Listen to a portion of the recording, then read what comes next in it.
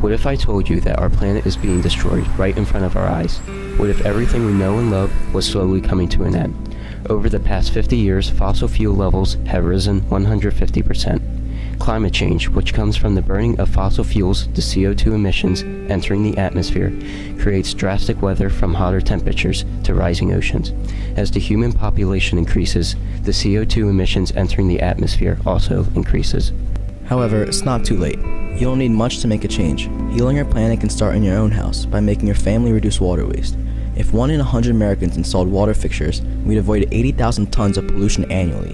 Though it'll cost you, you'd save money in the long run. All you have to do is turn off the tap while brushing your teeth and taking shorter showers.